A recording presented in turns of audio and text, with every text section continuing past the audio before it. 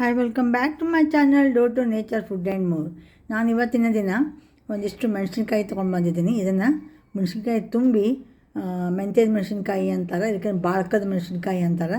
ಅದನ್ನು ನಾನು ಮಾಡ್ತಾಯಿದ್ದೀನಿ. ಏನು ಮಾಡಿದ್ದೀನಿ ಅಂದರೆ ಇವನ್ನ ಎಲ್ಲ ಕೂತು ಚೆನ್ನಾಗಿ ಒರೆಸ್ಬಿಟ್ಟು ಚಾಕುದಿಂದ ಸೀಳಿಟ್ಕೊಂಡಿದ್ದೀನಿ. ಈಗ ಇದರಲ್ಲಿ ಎಲ್ಲ ಬೀಜ ತೆಗಿತೀನಿ. ತೆಗೆದ್ಬಿಟ್ಟು ಅದರಲ್ಲಿ ಏನು ತುಂಬಬೇಕು ಅನ್ನೋದು ನಿಮಗೆ ಹೇಳ್ತಾ ಹೋಗ್ತೀನಿ ನಾನು. ನೋಡಿ, ಈಗ ಈ ಚಾಕುದಿಂದ ಈಗ ಸೀಳಿಬಿಟ್ಟಿದ್ದೀನಿ.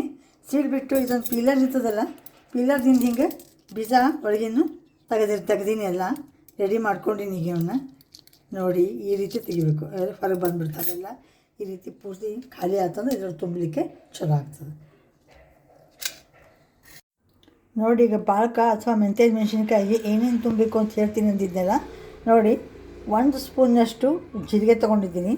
ಒಂದಕ್ಕಿಂತ ಸ್ವಲ್ಪ ಕಡಿಮೆ ಹವಿಜ ತೊಗೊಂಡಿದ್ದೀನಿ. 1 ಸ್ಪೂನಷ್ಟು ಬಿಳಿ ಎಳ್ಳು ತೊಗೊಂಡಿದ್ದೀನಿ. ಒಂದು 20 ಮೆಂತ್ಯ ಕಾಳು ತೊಗೊಂಡಿದ್ದೀನಿ. ಕೈ ಆಗ್ತಾವೆ ಭಾಳ ತೊಗೊಂಡ್ರವು. ಸುಮ್ಮನೆ ಘಮಕ್ಕೆ ಬೇಕು ಅಂದ್ರೆ ಸ್ವಲ್ಪ ತೊಗೋಬೇಕು. 1 ಸ್ಪೂನಷ್ಟು, ಚಿಕ್ಕ ಸ್ಪೂನಲ್ಲಿ 1 ಸ್ಪೂನಷ್ಟು ಹಿಂಗೆ ತೊಗೊಂಡಿದ್ದೀನಿ. ಇವನ್ನೆಲ್ಲ ನಾನು ಏನು ಮಾಡ್ತೀನಿ, ಚೆನ್ನಾಗಿ ಹುರ್ಕೋತೀನಿ. ಈಗ ನೋಡಿ, ಈಗ ಹುರಿತಾ ಇದ್ದೀನಿ ನಾನು. ಮೆಂತ್ಯ ಕಾಳು ಸ್ವಲ್ಪ ಘಮ ಬರೋದು ಹುರ್ಕೋಬೇಕು. ನೋಡಿ, ಇಲ್ಲಿ ಡ್ರೈ ರೋಸ್ಟ್ ಮಾಡಿ ಹಾಕಿದ್ದೀನಿ. ಇವು ಸ್ವಲ್ಪ ತಣ್ಣಗಾಗಬೇಕು. ತಣ್ಣಗಾದ ಕೂಡ ಮಿಕ್ಸಿಗೆ ಹಾಕಿದ್ದು ಏನು ಮಾಡ್ತೀನಿ, ಪುಡಿ ಮಾಡ್ಕೊತೀನಿ ಚೆನ್ನಾಗಿ. ಆ ಪುಡಿ ಮಾತ್ರ ಇದರಲ್ಲಿ ಹೆಚ್ಚಿದ್ದು ಹಸಿಮೆಣಸಿನ್ಕಾಯಿ ಇವೆಲ್ಲ ಅದರಲ್ಲಿ ಏನು ಮಾಡ್ತೀನಿ, ತುಂಬ್ತಾ ಹೋಗ್ತೀನಿ. ನಾನು ತೋರಿಸ್ತೀನಿ ನಮಗೆಲ್ಲ. ನಾನು ನೋಡಿ, ಈಗ ಮೆಣಸಿನ್ಕಾಯಲ್ಲಿ ತುಂಬುವ ಮಸಾಲೆ ಏನಂದ್ರೆ ರೆಡಿ ಆಗಿದೆ.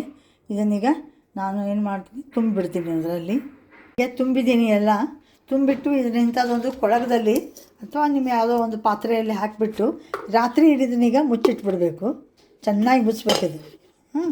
ಮುಚ್ಚಿದ್ರೆ ಏನಾಗ್ತಂದ್ರೆ ಒಳಗಿಂದ ಎಲ್ಲ ನೀರು, ಉಪ್ಪು ಹಾಕಿದ್ದು ನೀರು ಬಿಟ್ಕೊಂಡು ಎಲ್ಲ ಮೆಣಸಿನ್ಕಾಯಿಗೆ ಚೆನ್ನಾಗಿ ಒರ್ಕೊಂಡ್ಬಿಡ್ತಾವೆ. ಆಮೇಲೆ ತೆಗೆದು ಬಿಸಿಲಿಗೆ ಹಾಕಿ ಒಣಗಿಸ್ಬೇಕು.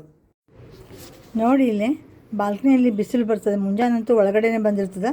ಈಗ ಒಂದು ಸ್ವಲ್ಪ ಇಳಿಲಿಕ್ಕೆ ಹತ್ತದ.